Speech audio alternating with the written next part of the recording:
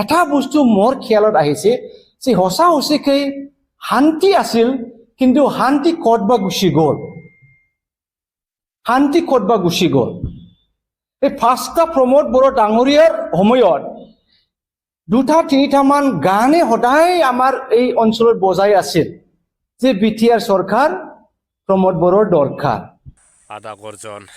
बिदिजों जायो फाग्ला सरकारा बायलांबाय नोंसिना प्रमोद बन्दु बिथांनि इउपिपिएल सरकारा फाग्ला दिनैसो सरकार हाथफ्ला जानाय माने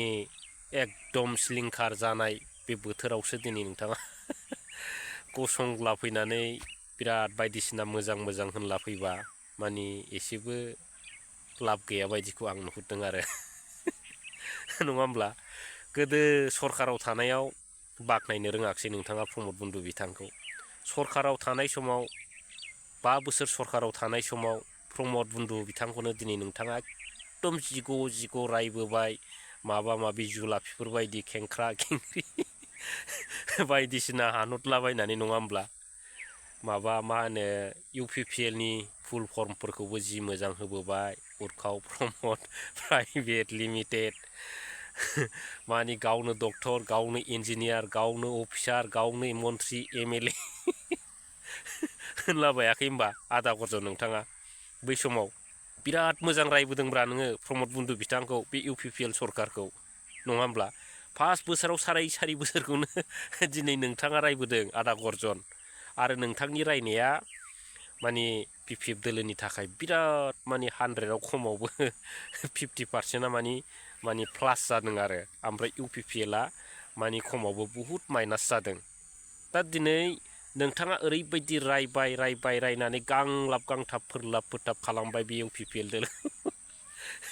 दा फाइनालि आदा गर्जन नोंथाङा बे दोलावनो थ्रोब हाबनानै थाबाय आरो दा मा जाखो दा बै समाव नोंथाङा बुंदोंमोन उरखाव प्रमोद प्राइभेट लिमिटेड होनलाबायदोंमोन दा मा जाखो दाथ' मा होननांसिगोन बेखौ एकदम गांलाब लिमिटेडसो होननांसिगोन आरो नङा होमब्ला आदा गर्जन नोंसिनि सरकारा दा गांलाब लिमिटेडब्रा फाग्ला दा जेनेबा बै थांनाय समनि जेनाखि बाथ्राफोर परिबर्तन दरखार प्रमोद बर' दरखार होननायखौ दा नोंथाङा गोसोखांलाबायनानै डाइलग होलाबायनानै मा खामानियाव सोलिबावनांगौ जाखो दा बेसो साननो गोनां आरो दा थांनाय समखौ हानहरनानै जेबो लाब गैया माने बे मोनसे माने ब्रेनखौसो खस्थ' होनाय जायो आरो ओमफ्राय गावनि डेभेलप जानांगौखौसो माने मा खालामनाय जायो ओरै फासयनानै लानाय जायो आरो आदा गर्जन दा नोंथाङाथ' बिराद गोरों माने आं बेखौनो बुंनो सानदों आरो माने मा होनो जिबौआ जिबौनि आथिंखौ नुयो ओमफ्राय मा होनो सिखावा सिखावनि आथिंखौ नुयो होननाय मोनसे बाथ्रा भाव दं आरो दिनै नोंथाङाबो बै समाव गिलु फालु रायज्लाबोबाय आरो दिनै नोंथाङाथ' कंग्रेसजोंबोथ' टिकेटखौबो होजायाखसै लावखार साइसफोरनोसो टिकेट होबाय आरो नोंथाङा ओरैबायदि गोरोंद्राय देखायबाय मालाबा बै मा होनो गौरब गगৈ बिथांनिफ्रायबो नोङो देरसिन जानो नागिरो आरो मा होनो ओरैनिया माबा गान्धीया बिनिफ्रायबो देरसिन जानो नागिरो दा नंखायनो दिनै बेफोरबायदि अबस्थाखौ नुनानै बे कंग्रेसाव गर्जन मोसाहारि आदाखौ जायगा होबा बे कंग्रेसा लथर पथर जागोन होननानै बिसोरबो माने आदा गर्जननो टिकेटखौनो गिना होआखसै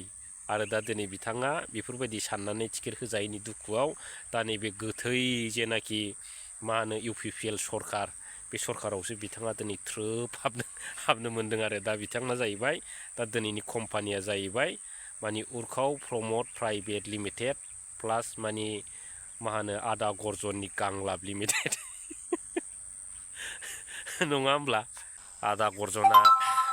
दुखु मोननानै रागा जोंनानै लाब गैयालै आदा गर्जन माने नोंथाङाबो जिबायदि बाथ्रा बुङो जोंबो माने बेफोरनि माने फिननायखौ होनांगोन आरो माने रिप्लाइखौ आरो नङा होमब्ला दा दिनै मा जालायखो जाहैदों प्रमोद बन्दु बिथांनि सरकारा जेननाय लोगो लोगो दिनै असान्ति जालायबाय जाहैदों खिन्थु असान्तिखौ सोर खालामो आदा गर्जन नोंथाङाबोथ' मोजां मिथिखागौ बे सान्ति आरो असान्तिखौ लानानै प्रमोद बन्दु बिथांखौ नोंथाङा साराय बोसोर रायबोखानाय नङा होमब्ला नोंथांनि बै भिडिअ'फोरखौ माने सार्च खालामनानै दामबानो जों रायजो राजाफ्रा मोनथिजोबो आदा गर्जन सान्थिखौ सोर खालामबोआ असान्थिखौ सोर खालामबोआ दा बिनि भिडिअ'आ नोंनि भिडिअ'आवबो दङ प्रमद बर' बिथांनि दिनाव ओरैबायदि असान्थि होनानै नोंथाङाबो रायबोखादों आरो 17 बोसोर मानाव गिदिर महिलारि सार बिथाङा सरखार सालायदों बे सरखार सालायनाय दिनाव सोर असान्थि खालामा बेखौबो नोंबो मोनथिखागौ नोंनो जिग' रायबोखादों आदा गर्जन होमबा नोंथाङा सोरखौ बरनाम खालामनो दिनैनि दिनाव नैबे माने मा होनो पिक्साराव फैदों नङा होमब्ला रायजागोन दा आंल' रायनायखायसो गोबां मानसिफोरजों रायजागोन नोंथाङा ओरैबायदि आरो दा दिनैनि दिनाव BPF दोलो सरखार फैनाय लोगो लोगो सोर गन्दगल खालामलायखौ बेखौ सिन्था खालामदो दा नोंथाङा जे दोलोआव एन्जरफोर खारनानै हाबहैनाय बायदि हाबनानै थादों दा बे दोलोआनोथ' दिनैनि BPF दोलोखौ बरनाम खालामदों आरो दिनै नैबे समाव मा खालामगासिनो दं सारा जोंनि लाइमोन उन्दै लाइमोन फरायसा गथ'फोरखौ दिनै मा खालामदों मोनसे राजनितिनि भेक्सिन होनानै दिनै गन्दगल खालामगासिनो दं मोनसिगौ नोङो दा बेफोरनि गियाना बेफोरनि नलेजआ नोंथांनावनो 100% 100% दंखायोब्रा आदा गर्जन नङा होमब्ला दंखायो दिनै साफ्रोमबो फरायसुला फरायसुलि नोङो जुरिजेननायनिफ्रायनो लानानै हक सोरबा MA BA माने इसिबांखि माने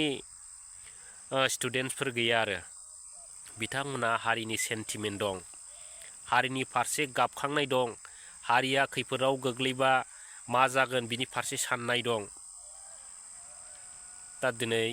बिथांमोननि जेनाखि लाइफआव स्टुडेन्ट लाइफआव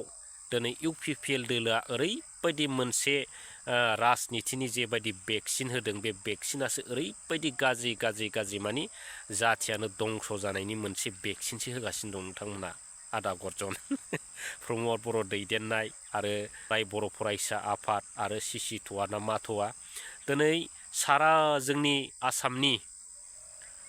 मा होनो फरायसाफ्रानो दिनैनि दिनाव आन्दलन खालामदों दा दिनै CC थ'आनि माखासे दैदेनगिरि बिथांफ्राबो दिनैनि दिनाव बुंदों हाग्रामा महिलारि बिथाङा जे NOCखौ होदों बे NOCखौ दिनैनि दिनाव CC थ'आनि दैदेनगिरि बिथांमोनाबो होदों अब्ला दिनै मानो हाग्रामा महिलारि सार बिथांखौल' दिनै नोंथांमोना फेर फाथिबाय थाखो दिनै हाग्रामा महिलारि सारखौल' दिनै मानो मुर्दाबाद होनखो दिनै दुलाराय बर' फरायसा आफादनि दैदेननाय जेनाखि एबसु दिनै बै एबसु बिथांमोनाबो CC थ'आनि जेनाखि अफिस थफिसखौ बिथांमोना बुफाय बुसि खालामहैनांगौ दिनैनि दिनाव जिहेतु CC थ'आनि दैदेनगिरि बिथांमोनाबो दिनैनि दिनाव हाग्रामा महिलारि सार बिथाङा जे NOCखौ होदों बै NOCखौ दिनै CC थ'आनि दैदेनगिरि बिथांमोनाबो होदों दा दिनै बेखौ लानानै जोंनि उन्दै फरायसाफोरखौ ओरैबायदि राजनिति सोनानै होबाय आरो बुंजाला आरो बै उन्दै लाइमोन फरायसुला फरायसुलि गथ'फोरा दा दिनै राजनितिनि जेनाखि गुबुंले बारहावायाव दिनै जोंनि सारा आसामनि उन्दै फरायसुला फरायसुलि लाइमोनफोरा माने गोजावनानै दं बिरनानै दं मानगोनां रायजो राजा नोंथांमोन दा दिनै जाथिनि सेन्टिमेन्ट गोनां जेनाखि उन्दै गथ'फोर बे उन्दै गथ'फोरनि सायावदि मोनसे गुबुंले राजनितिनि जेनाखि भेक्सिन होदों बे भेक्सिना हारिनि थाखाय आरो जाथिनि थाखाय फाइनालाव मा जाहैनो हागौ दिनै बिनि फिननायखौ दिनै दिपेन बर' बिथाङा जिन्दिगियावबो होनो हाया जिहेतु दिपेन बर' बिथांनि जेनाखि पलिसि जेनाखि टारगेट बे टारगेटआ जाहैबाय दिनै प्रमद बन्दु बिथाङा जेननायखाय दिनै बिथांमोननि जेनाखि एबसु UPPL बिथांमोना दिनै खर'आ दिनै मा जादों ओरैबायदि जाबाय माने एम्फौ अरनायफोर बायदि थाथेरनो हायैफोर बायदि आरो हाथाय एम्फौ जानायफ्राव जेरखम माने गिलु फालु थाथेरनो हायै सायो माने बैफोरबायदि मोनसे सानाय अबस्थाया दिनै बिथांमोननि माबायाव नुनो मोननाय जादों आरो राजनिति हान्जायाव दा दिनै उन्दै गथ'फोरनो जेनाखि नलेज होदों बेफोर नलेजफ्रा दिनैनि दिनाव मोजां जायाखै दिनै फरायसाफ्रा गाव गावनि सोलोंथाइ लानायाव दिनै बिथांमोनहा गोसो होनांगौ लाइफआव मोजां मानसि जानांगौ गोरों गोरा जानांगौ दिनै बिथांमोना बै समाव मा जागोन BTCफोरखौ दैदेननांगौआ बै समाव बिथांमोननि आखायावनो थाहैगोन दा दिनै BTC दैदेननायनि सिगां बिथांमोना दिनै राजनिति हान्जायाव जुदि लोब्बा जानानै दिनै राजनितिनि षড়यन्त्रजोंनो दिनै बिथांमोना बिटिसिखौ फोजोबग्रोनानै लायोबा बै समाव बिटिसिखौ सोर सालायगोन? दिनै राजनिति जाथिया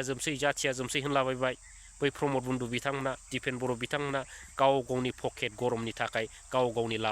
लाबनि थाखाय खिन्थु नोंथांमोननि जेनाखि हारिनि फिउचार आरो फरायसा फरायसुलिनि फिउचारफोरा जोबथा फैसालियाव थारैनो मा फिननाय मोनगोन दा बेखौ सिन्था खालामनाया मोजां आरो दा जिखुनु गोबां बाथ्राजों रायबाय थानाय जायो मानगोनां रायजो राजा नोंथांमोन आरो टटेलि दिनैनि दिनाव गर्जन मुसाहारि आदानि बुंनायफ्रा दिनैनि दिनाव रं आरो आदा गर्जनमोन माने बिथांमोन बायदिया माने जे पार्टियाव थागोन बे पार्टिया माब्लाबाबो जौगानाय नङा आरो बिराद गाहायाव गोग्लैगोन आरो माने बेफोरबायदि मासे माने बै बास्लायग्राजों रुजुनो हायो आरो आदा गर्जनमोनखौ माने बैयाव फिथाइ नुयोबा बैयाव बारस्लायनानै फिथाइ जानाय आरो बैयाव फिथाइ नुयोबा आरो बैयाव बारस्लायनानै फिथाइ जानाय माने बेफोरबायदि बेबहारखौसो जोङो आदा गर्जनमोनखौ रुजुनो हायो आरो दा मानगोनां रायजो राजाफोर सिन्था खालामनो गोनां आरो दा गोबां बाथ्रा बुंला दिनैनि दिनाव बेखिनिसै गाबोन फैलायगोन आरो थेंक इउ